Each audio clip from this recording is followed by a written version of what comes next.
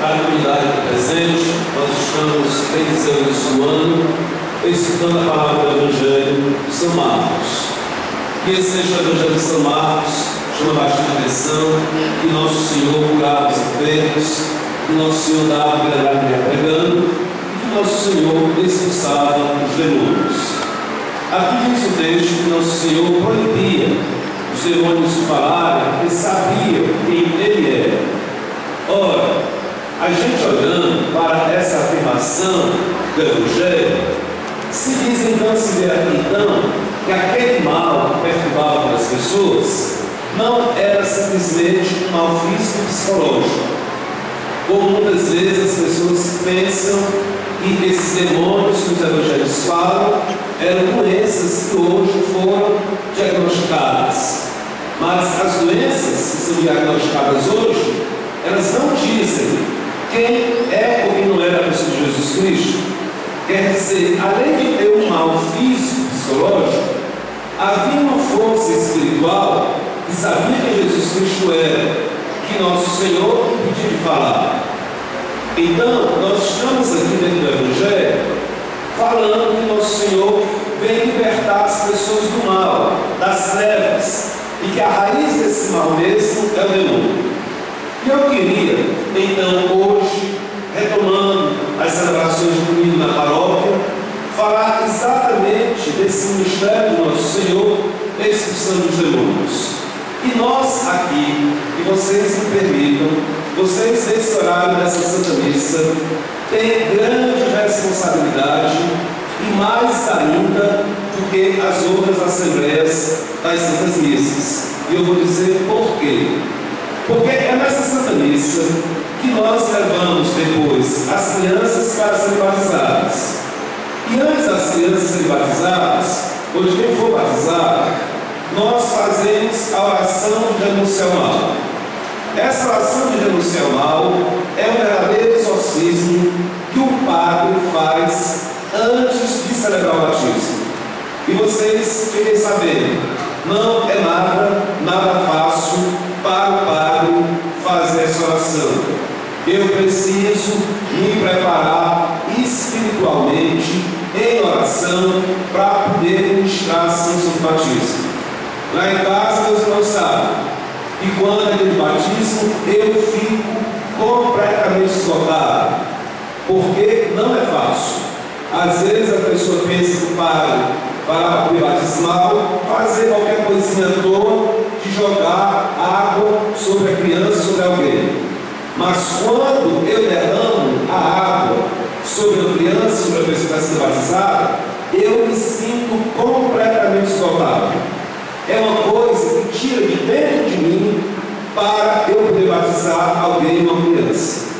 Não é uma coisa à toa, não é uma brincadeira. Então vocês sabem muito bem que é nessa Santa Missa que as pessoas são apresentadas para serem batizadas e entrarem na igreja. E vocês presenciaram algumas coisas desagradáveis ano passado, e eu quero preparar a comunidade esse ano para o que pode acontecer. Primeiro, o batismo de criança, a igreja só aceita com uma condição: que o pai e a mãe vivam a fé. Se o pai e a mãe não vivem a fé, o batismo de criança pode ser adiado. A igreja não nega batismo de ninguém, mas ela pode adiar o batismo de uma pessoa e de uma criança. Inclusive no projeto da nossa diocese de batismo, depois de certa idade, a criança tem que ser batizada dentro da catequese. Passou de certa idade, ela é levada à catequese, para que ela tenha mais consciência. Mas venhamos e convenhamos, gente. Tem muita gente que apresenta a criança para ser batizada que não vive a fé. Verdade ou não é? Verdade ou não é, gente? Muitos que pensam aqui, eu nunca vi nessa igreja. E tem mais, eu só posso batizar como padre as pessoas que são desse bairro, dessa comunidade. Por isso que seu padre não conhece, porque é de uma outra bairro. escrever aqui sabe muito bem. Nós pedimos, vamos dizer, alguma coisa para o próprio Abacaxi do Pai, porque eu enviado pelo bispo, por que eu não posso batizar uma criança de um outro local? Porque o padre de um outro local pode dizer alguma orientação, a pessoa não atende e fugir do padre que faz de qualquer maneira. E o batismo é para formar a comunidade. Se eu batizo lá longe, que ligação que eu tenho com a comunidade? É completamente descomprometido aquela ação. Então, o batismo é dentro da comunidade, e quando eu fui enviado pelo bispo para cá, eu só tinha o direito, eu não posso, sou proibido de batizar uma pessoa de outro local, a não ser por gravíssimas considerações e questões. Então, um pai, para vir pedir o batismo de sua criança, tem que dar testemunho de fé. Agora, é claro que eu vou poder dizer se a pessoa tem fé ou não tem fé. A igreja pede então que sejam feitos cursos, reuniões de um mínimo de orientação para poder se receber o batismo. Mas a pessoa pode dizer, mas já participo da igreja. Mas o projeto do batismo tem. Quem de fato vive na igreja tem que ir para a reunião para dar testemunho para aqueles que não vivem tanto dentro da igreja. É um serviço também que a gente faz. Então, quando a gente vai batizar, qualquer sacramento, pessoal, qualquer sacramento, eu não posso chegar na Santa Missa, celebrar para vocês a Eucaristia, sem ler a palavra de Deus. Nenhum sacramento da igreja é ministrado sem se ler ou se escutar a palavra de Deus. É uma condição primeira. Se eu vou ser batizado, primeiro eu tenho que escutar a palavra de Deus. Se eu vou receber auxílios enfermos, eu tenho que escutar a palavra de Deus. E assim vai.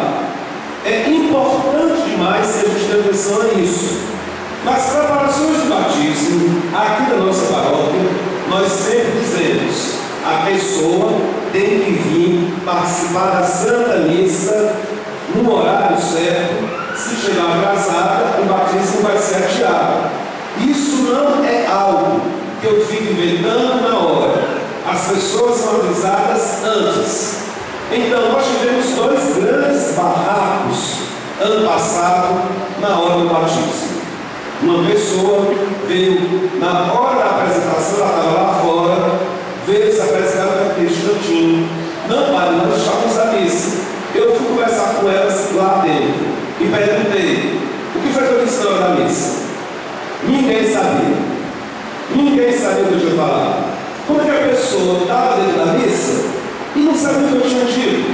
Aí o padrinho que estava completamente alcoolizado, o padrinho que estava completamente bêbado, disse o seguinte: padre, é mentira delas, mentira da mãe e da madrinha. Nós não estávamos na igreja, nós estávamos lá fora. Aí ficou a confusão. Ficou a confusão. Eu disse: não vou batizar vocês. A criança vai ser batizada depois. A mãe fez um maior barraco aqui dentro da igreja, como se eu fosse me inibir por causa do barraco. A gente fica, infelizmente, triste, porque as outras famílias não mereciam isso. Mas vocês sabem o que foi que aconteceu depois. Passou-se um mês, passou-se 2 meses desse problema. A mãe depois se procurou. A mesma mãe que fez uma confusão aqui terrível. Ela me procurou, sabe para quê, gente? Eu não esperava, para me pedir perdão. Ela disse: padre, eu queria pedir perdão, porque aquela maneira que eu agi não foi correta. E eu queria saber se o senhor me perdoou, me dava para perdoar. Não, padre, eu queria que o senhor me perdoasse. O senhor batiza minha criança sem problema nenhum, cada criança. Eu achei incrível isso, pessoal, porque para aquela pessoa servir depois de uma meditação, de uma reflexão sobre a maneira dela se comportar. Mas vocês imaginem bem o que estava acontecendo. A pessoa veio pedir o batismo, recebeu o Espírito Santo e veio mentindo. Pediu o batismo, pediu o Espírito Santo à base de mentira. Mas graças a Deus que essa pessoa se arrependeu Mas vocês imaginam que maluquice é essa? A pessoa vir na igreja, pedir o batismo à custa de mentira.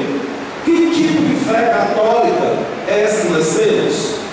Outra vez apareceu uma pessoa ali, vocês sabem muito bem, no final do ano, fez o maior barraco dentro da hora da Santa Missa. Foi pior que a outra, porque essa fez o barraco dentro da celebração, não tinha escutado o Evangelho. Eu tinha dito que depois da Santa Missa eu ia conversar com ela não esperou e fez um pouquinho mais, gente. Fez um pouquinho mais, vocês me permitam, que foi muito grave. Quis jogar vocês contra mim, dizendo que é por isso que os católicos saem da igreja católica e vão para as outras igrejas. Aí eu quero falar um pouco sobre isso. Há poucos dias eu vi uma entrevista de um bispo que diz o seguinte: por que os fiéis católicos estão saindo da igreja? O bispo respondeu muito bem: não são os fiéis que estão saindo. Quem estão saindo são os infiéis. Se nós fôssemos mesmo pensar o valor da Eucaristia, por mais pecador que fosse o padre, que seja o padre que eu seja, por mais pecador que seja o padre, nós estamos aqui não é por causa do padre, gente, é por causa de Deus. Se o padre faz alguma coisa errada, que Deus me perdoe os meus pecados, a gente tem que perdoar o padre, assim também como o padre perdoa a comunidade dos seus erros. É uma relação de marido e mulher, sim. Agora, a pessoa vir, preste bem atenção, querer jogar a comunidade contra o padre na hora do batismo, isto é algo simplesmente diabólico. Agora, por que eu estou falando isso? Eu sei que a comunidade ficou muito sofrida, mas eu vou dizer uma coisa para vocês que vocês não sabem. Vocês têm o direito de dizer: padre, adie o batismo dessa pessoa, adie o batismo dessa criança, porque eu estou apresentando a criança à assembleia, à igreja. A igreja pode dizer: padre batize e padre não batize. Eu gostei muito, depois que eu soube, que teve pessoas lá que foram falar com elas. Os horários precisam ser obedecidos, as coisas precisam ser respeitadas. Mas a gente vai entrar na igreja, porque a entrada na igreja, gente, é o sinal de como nós vamos entrar no reino dos céus. É isso que nós estamos fazendo. Agora eu vou dizer para vocês: não tem barraco de jeito. Se eu não fizer o que Deus me pedir, o que Deus está me orientando, e armar um barraco lá na entrada do céu para entrar, não tem barraco de jeito. Se a gente não se converter, se a gente não se deixar levar, guiar pelo Espírito Santo, nada veio. Pode criticar o padre, pode falar disso, pode falar o que for, mas a gente precisa ter o mínimo de atenção àquilo que diz respeito a Deus. Então nós temos aqui uma coisa muito importante, que é amar a Deus sobre todas as coisas. Nós precisamos demonstrar que nós amamos a Deus sobre todas as coisas. E será que a maneira que eu me comporto para vir na igreja, pedir o batismo, receber o batismo, a minha criança, está dando sinal de fato que eu amo a Deus, ou eu quero Deus segundo o meu orgulho, segundo a minha própria maneira de pensar? Bom, então eu espero que com isso toda a igreja se sinta na responsabilidade e no dever de expulsar os demônios que vêm aqui fazer a igreja dar de sapato.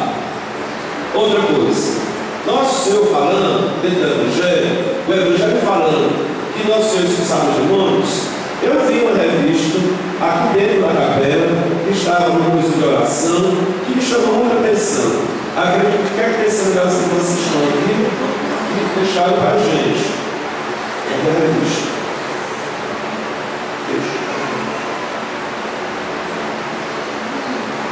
Me chamou muita atenção no comunicado que a revista faz a Jesus com Maria. Eu realmente me senti na responsabilidade de falar também sobre isso. O texto fala sobre um filme chamado A Bússola Dourada. O que é que esse filme está propagando? O texto está dizendo, orientando os pais, Não deixe os filhos assistir esse filme. Preste atenção, o que é que o filme, essa busca dourada, o Nicole Kidman está dizendo?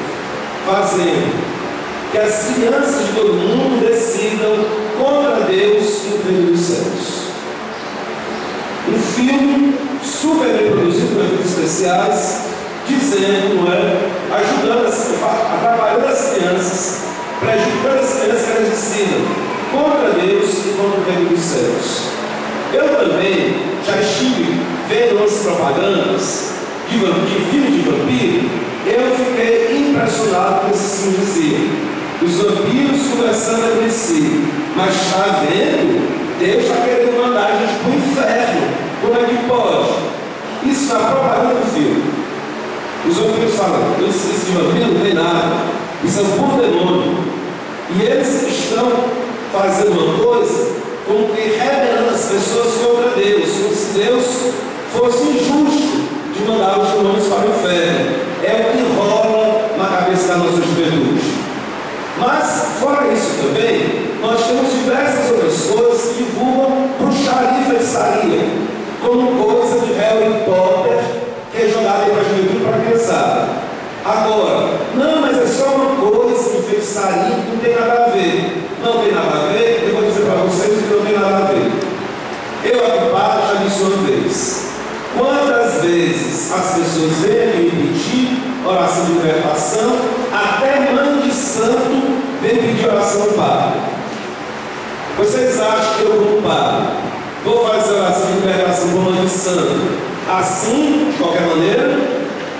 Que eu vou fazer oração de libertação, de bruxaria, de feitiçaria, de magia branca, de magia negra, assim, olhando, sorrindo, como se não estivesse fazendo nada? Eu vou ter lá que rezar, meus queridos. Eu vou ter que ir lá em casa, passar a semana inteira rezando, fazendo penitência e jejum, para quando chegar aqui, ele aguentar o drama. Agora, a gente vai para essa luta, e depois os católicos aí, difundindo bruxaria para todo mundo, como se fosse a coisa mais normal possível. Sabe por que muitas vezes nós estamos com doenças e com problemas? Porque nós mesmos damos oportunidade ao mal de fazer isso dentro da nossa casa, na nossa vida, na nossa família, na comunidade. Então, gente, isto é para que a gente tenha um pouco de atenção, que nós não podemos deixar os nossos jovens, as nossas crianças, simplesmente lá na televisão, escutando o que a televisão diz pela sua própria vontade. Depois, na fase de juventude, da adulto, o filho está completamente rebelde e a gente não sabe por quê. Que nosso Senhor, com sua graça, com a força do seu Espírito Santo, liberte as nossas famílias, a todos nós, desses demônios que querem nos atrapalhar para o caminho do reino dos céus. Louvado seja